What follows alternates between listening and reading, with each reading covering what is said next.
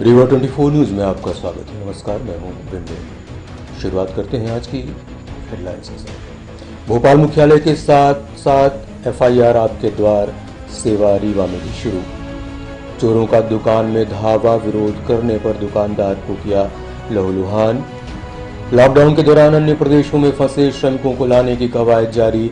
Railway परिसर में जिला प्रशासन द्वारा की गई चाक चौबंद व्यवस्था। और सब्जी व्यापारियों ने कार्यवाही के उपरांत लिया अनिश्चितकालीन मंडी बंद रखने का फैसला। इन खबरों को आगे विस्तार में देखते हैं। मध्य प्रदेश के भोपाल में गृह मंत्री ने एफआईआर आपके द्वार सेवा की शुरुआत की। साथ ही रीवा में भी इसकी शुरुआत करते हुए 100 डायल को आईजी चंचल शेखर ने हरी झंडी दिखाकर रवाना किया। प्रदेश सरकार के निर्देशानुसार एफआईआर आपके द्वार के नाम से सेवा की शुरुआत की गई है, जिसकी शुरुआत भोपाल में गृह मंत्री नरोत्तम मिश्रा द्वारा मुख्यालय भोपाल से की गई। साथ ही भोपाल के साथ साथ प्रदेश के दूसरे जिलों में भी ये सेवा संचालित करने के लिए आदेशित किया गया।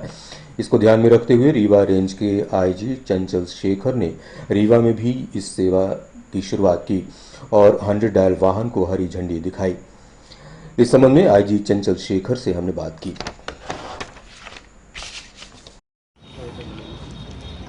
आज प्रदेश के माननीय गृह मंत्री महोदय द्वारा एक अभिनव पहल किया गया है।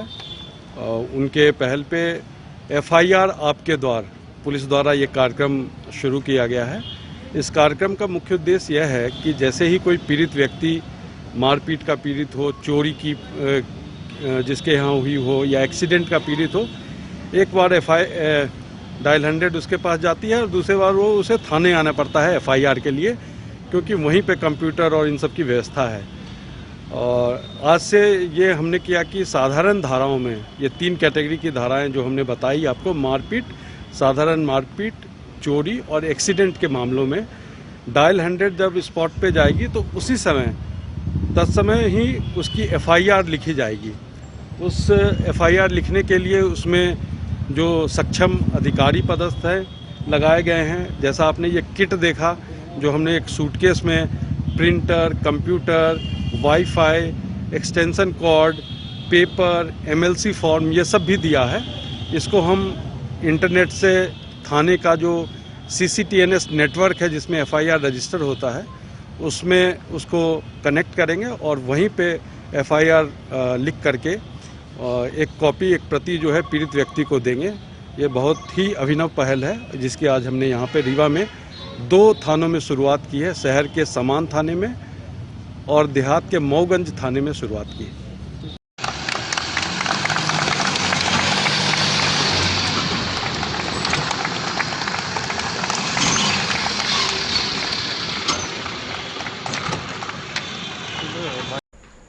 प्रशासन द्वारा रतहरा स्थित तालाब से लॉकडाउन के दौरान अतिक्रमण हटाने के बीच राजेश पांडे का वीडियो वायरल हो रहा है।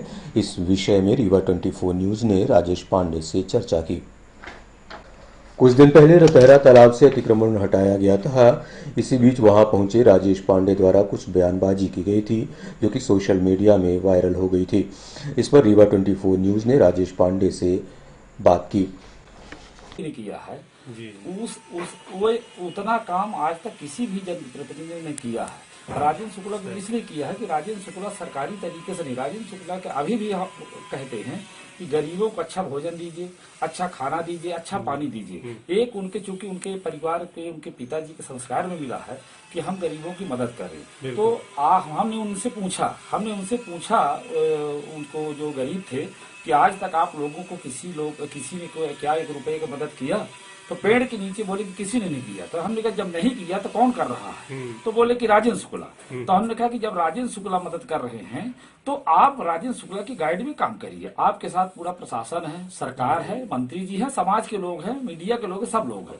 तो कुल मिलाकर के उस वीडियो को तोड़ मड़ोड़ करके मतलब इस समय तो चाहिए कि गरीबों की मदद के लिए हाथ आगे आए। और युवा में ये दुर्भाग्य है भाई साहब कि जितने भी हम यहाँ देखें कि गरीब गऊ 2 का विवाद हमेशा रहा है। तो पांडे जी ये कह रहे थे जैसा कि कार्रवाई हुई, लोग ये जानते हैं कि ये जो कार्रवाई हुई है लॉकडाउन के बीच में हुई, जब लोगों को रोटी नहीं मिल रही है उस समय लोगों की सर से छत हटाई जा रही है, और जबकि सरकार भाजपा की है, इसमें क्या कहेंगे आप? देखिए, ये तो आधी अधूरी जानकारी मिल रही है। हाँ। वास्तविकता ये थी कि 156 लोगों को IHSDP के तहत मकान बने थे, जिसमें 41 मकान वो खाली थे। वो 41 ऐसे लोग हैं जो यहाँ रहते थे। 198 लोग ऐसे हैं जो प्रधानमंत्री आवास योजना के तहत पैसा जमा किए थे। पैसा जब हितग्राही जमा कर दिया तो आपका यदि पैसा जमा होगा घर के लिए, तो फिर ड्यूटी किसकी है? सरकार की है, नगर निगम कॉर्पोरेशन की थी कि समय रहते उनको अलाटमेंट किया जाए। और जब मंत्री जी अलाटमेंट के लिए, चूंकि सरकार विधानसभा चुनाव के पहले ही जब वो पैसा जमा कर दिए, तो मंत्री जी पास आए कि भैया पैसा हम जमा कर दिए, हमारा अलाटमेंट होता रहेगा, आप हमें अंदर करा दीजिए। मंत्री जी अंदर करा दिया कि भैया आप छत में चले जाओ अपने। और उसी बीच सरकार बदली तो मंत्री जी के ऊपर उल्टा 5 करोड़ की नोटिस भेजी गई, अलाटमेंट नहीं हुआ। अब लॉकडाउन के बाद 4 तारीख के बाद वो जो पैसा जमा किए हैं, क्योंकि पैसा जमा करने वाले आदमी तो शांत रहेंगे नहीं, वो मंत्री जी कहें कि भाई साहब हम लोगों को पैसा जमा हुआ है, आज तक नहीं हुआ, तो हम कब तक रहें इस छाया में 45 डिग्री सेल्सियस में, धूप में, सब में। मंत्री जी ने कहा कि आप लोग चाहते हैं, बोले चाहते हैं। तब फिर वो जिला प्रशासन से बैठक हुई, सारे लोगों से बातचीत हुई, और आप देखे होंगे कि ये रिबन तो बहुत अतिक्रमण हटे हैं, ये बहुत ही स्मूथली हुआ है। और 41 लोग अपने 61 में 41 लोग घर में चले गए। आपका कहने का मतलब है कि वो लोग खुद ही अपना घर गिरवाने को तैयार हो? नहीं, वो घर गिरवाने के नहीं, वो अपने छत जाने के लिए, छत जाने के लिए कि हमें छत भेजिए। छत जाना तो ऐसे ही जा सकते थे, घर गिरवाना एक कार्रवाई तो होती है। भाई घर तो गिरेगा, घर इसलिए गिरेगा कि जहाँ पर तालाब बचा है, भाई उनको तो मंत्री जी ने ही बसाया था तालाब में जी। मंत्री जी ने ही 56 लोगों को बसवाया था कि IHSDP के घर बन रहा था, तो ये कही कि तब तक आप लोग तालाब में रहिए, जब आपका घर बन जाएगा तब आप लोग वहाँ चले एक जाइए। सवाल ये उठता है कि यदि वो खुद इस आवास में जब हमारा ट्रांसफर हो जाएगा तब भी हम बहुत जल्दी चाबी देने को तैयार नहीं होते। ये लॉकडाउन के मतलब थोड़ा ये अगर प्रशासन चाहता तो इसको आगे पीछे कर सकता था। नहीं, अब ये तो आप बधाई दीजिए, धन्यवाद दीजिए। कल आंधी आई, कल आंधी आई तो मैं रात में उनके पास गया। जब गया तो हमने कहा आप लोग कैसा मुसोर को, बोले कि भैया हम लोग वहाँ पर मेढ़ में थे, आज हम लोगों को कम से कम पानी पत्थर गिरेगा तो हम लोग छत के नीचे तो हैं, आज तो हम लोग छत में आ गए हैं। मतलब हम तो कल सुकून में इसलिए थे जब उनको देखे कि वो बेचारे आप उस तालाब में झोपड़ी रहकर 2 दिन रहिएगा, कैसे लगेगा। आज कम से कम वहाँ पत्थर आएगा, पानी गिरेगा, कुछ होगा तो आप छत के नीचे तो है, और उसमें उनका खाना पीना सब का इंतजाम हो रहा है। और मुख्यमंत्री जी ने जिला प्रशासन को बोला है कि जिनका पैसा जमा है 1 हफ्ते के अंदर उनका प्रकरण संसन कराइए, उनको सबको चाबी, अभी वो अपने अपने घर में हैं वो। तो इस कार्रवाई का आप उचित मानते हैं? ये कार्रवाई उनके हित में, गरीबों के हित में। हाँ, इसको तथ्य को तोड़ मड़ोड़ करके एक निर्गमित करने का जो पुराना तरीका है लोगों का कि 100 झूठ बोले ताकि लोग कहें कि नहीं सच है, ये बाकी उनके गरीबों के हित में। कम से कम इसी बहाने गरीब अपने छत में तो चले गए। ये कार्रवाई से, इस कार्रवाई से जितने लोगों को हटाया गया सबको घर मिल गया? सबको घर मिल गया। केवल 14 ऐसे लोग जो घर नहीं ले रहे हैं, गाँव के हैं, तो उनको प्लाट दे रहे हैं।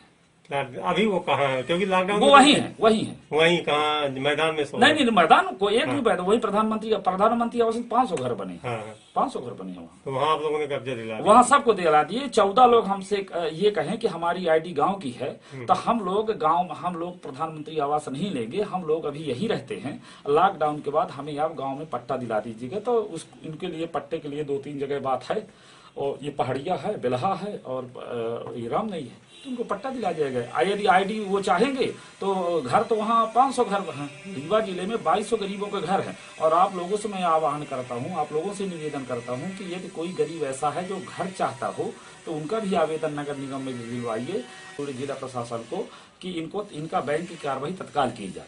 यदि ये कार्रवाई न होती तो बैंक की कार्रवाई भी 2 महीने भी हो सकती थी। तो इसलिए इसके कारण से एक मानसिक दबाव बना, और प्रशासन, जिला प्रशासन, सारे लोग सक्रिय हैं। जिला प्रशासन बहुत अच्छा सहयोग किया और बहुत स्मूथली काम हुआ। आप लोगों के भी बहुत अच्छा सहयोग था, मीडिया के लोगों को भी। वायरल वीडियो पे यानी कि जो दिखाया जा रहा है वो उसी उचित नहीं है, वो तोड़ मड़ोड़ के दिखाया गया आपका? हाँ जी, क्या था कि एक भावुक भरा माहौल था। जब गरीबों को एक सहारा मिला, एक भावुक भरा माहौल था। उस भावुक भरे माहौल में हमने, ये हमारा उनका बहुत संबंध है पुराना 98 से, तो हम कहते शांत रहो, एक शांत रहो भाई, हमारी बात सुनने दो। अब इसको कोई तथ्य से, अब वो जो हमारे बगल में थी मनीषा पाठक, तो हमारी पढ़ाई हुई लड़की थी, 6वीं 7वीं 8वीं, उसको हम पढ़ाए हैं। तो एक मास्टर थे पेशे से, तो बगल में है वो, उस तो हमने कहा कि बेटी तुम्हारा भी अच्छा काम था, गरीबों के लिए। तो इस समय भाजपा नेता है सर। हाँ, भाजपा नेता है, लेकिन हमारे लिए तो वो छात्र के हिसाब से है ना। हमारे पढ़ाई तो संजय गांधी अस्पताल में 2 डॉक्टर हैं, 3 नर्स हैं, तो हम जाते तो हमारा सम्मान करते हैं। अब हम जिस गुरु ने हमको पढ़ाया, करहिया के एक महादेव साकेत जी हैं, मैं जब जाता हूँ तो उनको भी नमस्ते करता हूँ, प्रणाम करता हूँ। तो गुरु को तो सम्मान करना चाहिए। चलिए ठीक है, थैंक यू सर। फिलहाल लेते हैं एक छोटा सा ब्रेक के बाद देखते रहिए रीवा 24 न्यूज। हड्डी जोड़ एवं रीढ़ रोग तथा स्त्री रोग एवं प्रसूति रोग का इलाज एक ही छत के नीचे। विघ्नहर्ता hospital and trauma centre, hotel landmark के पास, रतहरा, रीवा। डॉक्टर संतोष सोनी, पूर्व चिकित्सक, बॉम्बे हॉस्पिटल, मुंबई। हड्डी जोड़ एवं रीढ़ रोग विशेषज्ञ, छोटे चीरे एवं दूरबीन विधि द्वारा हाथ तथा पैर की हड्डियों का ऑपरेशन। गठियाबात, जटिल एवं बिगड़े हुए फ्रैक्चर का बेहतर इलाज करते हैं डॉक्टर संतोष सोनी। विघ्नहर्ता हॉस्पिटल ट्रॉमा सेंटर में ही स्त्री एवं प्रसूत रोग विशेषज्ञ डॉक्टर शैलजा सोनी भी उपलब्ध हैं, जिनकी देखरेख में नॉर्मल डिलीवरी, सिजेरियन ऑपरेशन एवं बच्चेदानी से संबंधित ऑपरेशन की बेहतर सुविधा। संतानहीन दंपत्ति तत्काल संपर्क करें। विघ्नहर्ता hospital and trauma centre, hotel landmark के पास, रतहरा, रीवा। सुविधाजनक एवं सफल इलाज हेतु आज ही संपर्क करें। विघ्नहर्ता hospital and trauma centre, hotel landmark के पास, रतहरा, रीवा। मोबाइल नंबर 7828781983 अथवा 8462956774 पर।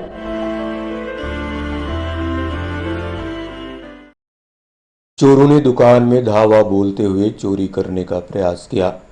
दुकानदार नींद से जाग गया और विरोध करने लगा। इसी बीच चोरों ने मारपीट करते हुए दुकानदार को घायल कर दिया और मौके से 9-2-11 हो गए। रीवा जिला अंतर्गत हनुमाना थाना क्षेत्र के कन्हाई गांव निवासी लक्ष्मीकांत मिश्रा की दुकान में 3 चोरों ने धावा बोल दिया।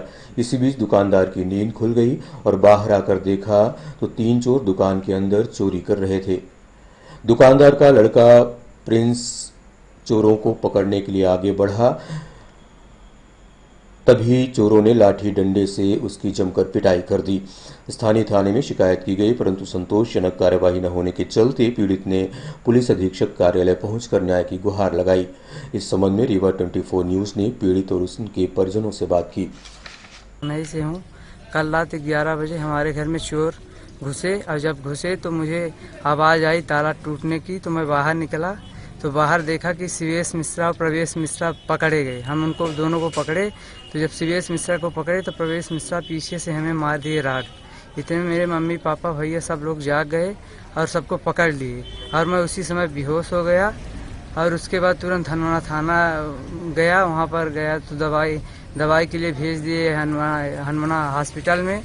उसके बाद अगली कार्रवाई जो है वो हो नहीं रही है। अब इसके लिए अभी रीवा में भेज दिया गया है मुझे और यहाँ इलाज करवा लिए हैं। घर में आज रात शाम को 11 बजे 3 चोर थे, जिन्होंने हमारे दुकान का, ये देखिए दुकान है, दुकान तोड़ी, दुकान का ताला तोड़ा। हम लोग अंदर सो रहे थे, मेरा छोटा भाई यहीं सामने वाले रूम में सो रहा था।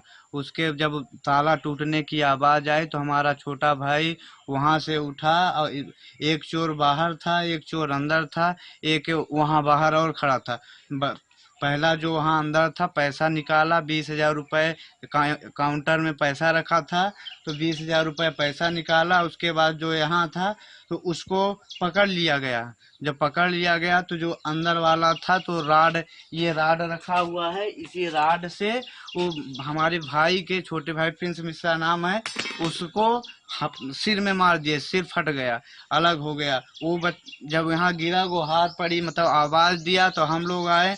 जब उससे वो पकड़ा था, लपटा था, उसको जब पकड़ा था तब हम लोग आ गए, उसको पकड़े, उसकी पहचान कर लिए। उन तीनों आरोपी का नाम है, एक का प्रवेश मिश्रा उर्फ अमित मिश्रा सन ऑफ महेंद्र प्रसाद मिश्रा, दूसरे का नाम है शिवेश मिश्रा उर्फ ललई मिश्रा सन ऑफ महेंद्र प्रसाद मिश्रा, और तीसरे आरोपी के उन्हीं के पिताजी थे, महेंद्र प्रसाद मिश्रा नाम है, जिन्होंने हमारे घर में चोरी की और मार की। प्रयास ये था कि इनको मार दो, हत्या हो जाए।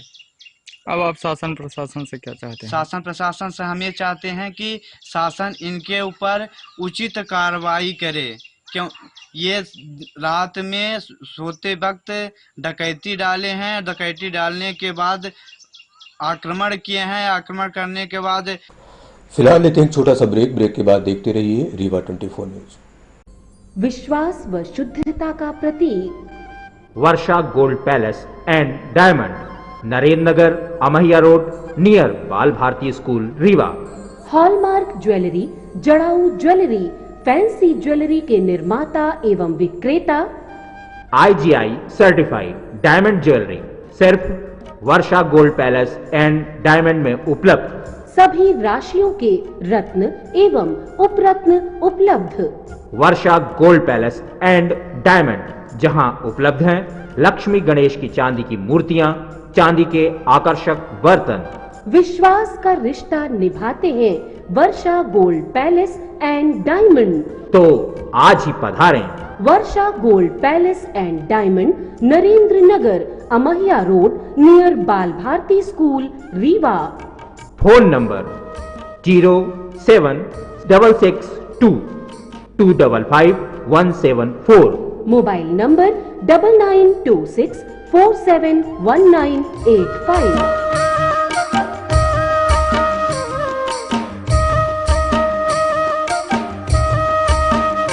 प्रदेश सरकार के आदेशानुसार बाहर से श्रमिकों और मजदूरों को लाने की कवायद शुरू है। इसी को मद्देनजर रखते हुए पनवेल महाराष्ट्र से श्रमिक रेलगाड़ी द्वारा लाए गए। लॉकडाउन के दौरान अन्य राज्यों में फंसे लोगों को लाने की कवायद शुरू की गई है। इसी क्रम में भारी संख्या में लोगों का आने का सिलसिला जारी है। वहीं जिला प्रशासन द्वारा रेलवे स्टेशन में आने वाले श्रमिकों की समुचित व्यवस्था की गई है। इस संबंध में हमने SDM से बात की। मैडम, आज ट्रेन कहाँ से आई थी, कितने लोग आए थे और क्या क्या व्यवस्था की? आज ये ट्रेन पनवेल महाराष्ट्र से चलकर जिसमें टोटल 1143 लोग हैं, जिसमें से 131 लोग हैं। क्या व्यवस्था की गई थी? यहाँ पर उनके लिए पिछली बार की तरह इस बार भी मेडिकल चेकअप की फैसिलिटी है। उसके बाद इनका डिस्ट्रिक्ट वाइज डिस्ट्रीब्यूट करके खाना देने के बाद इन सबको उनकी बसों में बिठा करके उनके ज़िले रवाना किया जाएगा। रीवा ज़िले के लिए जैसा आप देखेंगे यहाँ पर अलग अलग जनपद वाइज हमने टेंट लगाए हैं। इनकी जनपद वाइज यहाँ पर पहले नोटिंग होगी, उसके बाद फिर इनकी संख्यावार जानकारी बना करके इनको बसेस से भेजेंगे। हो गया बॉम्बिंग रहती, अब 3 महीने के बाद मैं वापस आया, मुझे बहुत अच्छा लगा और शासन अच्छा सुविधा दिया। लॉकडाउन को मद्देनजर रखते हुए सिटी कोतवाली पुलिस द्वारा बीते दिनों कार्यवाही करते हुए दुकानें बंद करवाई गई थीं। साथ ही बल प्रयोग भी किया गया था, जिसके संबंध में सब्जी व्यापारी कलेक्टर कार्यालय पहुंचे और ज्ञापन दिया। कोरोना महामारी को मद्देनजर रखते हुए प्रकाश चौराहे के पास स्थित सब्जी मंडी का थोक व्यापार करहिया मंडी में विस्थापित किया गया था। उसके बाद भी पुरानी सब्जी मंडी में दुकानदार फुटकर और थोक दोनों काम संचालित कर रहे थे। साथ ही बिना मास्क और ग्लव्स का उपयोग किए ग्राहकों को सब्जी बेचते देखे गए। सोशल डिस्टेंसिंग का पालन भी नहीं हो रहा था। इसे देखते हुए सिटी कोतवाली पुलिस ने कार्यवाही करते हुए बीते दिन बल प्रयोग किया और मंडी बंद करवा दी थी। इससे आक्रोशित व्यापारी एकत्र हुए और कलेक्ट्रेट पहुंचे और अनुमति की मांग की। फिलहाल अभी अनुमति नहीं मिल पाई है। इस संबंध में सब्जी व्यापारी से हमने बात की। अरे यहाँ क्या बताएं, यहाँ जो है समस्या ये हो रही है कि अब लॉकडाउन खुला हुआ है, सब दुकानें खुल रही हैं। अब सिर्फ जो है कोरोना है तो ये सब्जी वालों के ऊपर, यहाँ थोक मंडी तो दूसरी जगह लग रही है।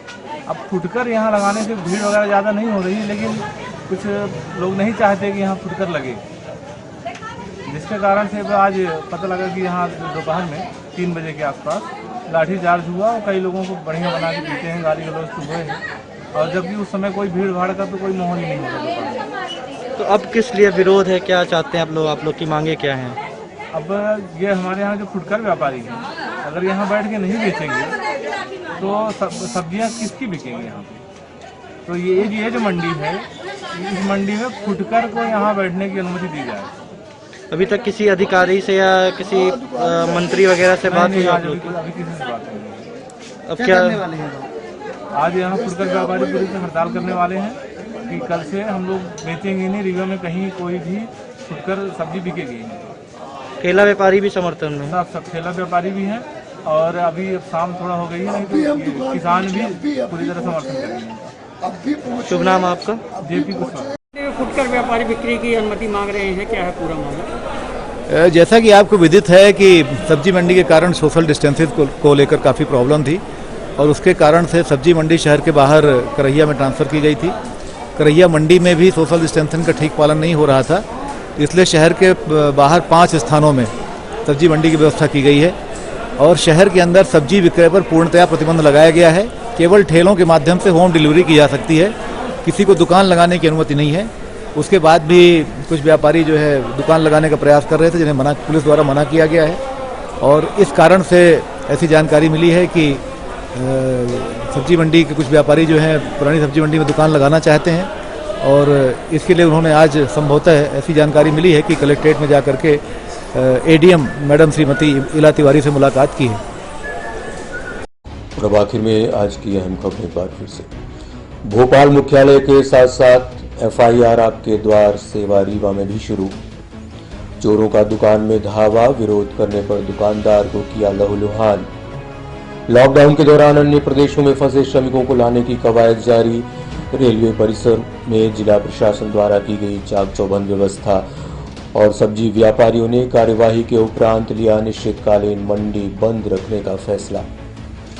आज की खबरों में बस इतना ही। नई खबरों के साथ हम फिर आएंगे, इजाजत दीजिए। विमलेंद्र को नमस्कार।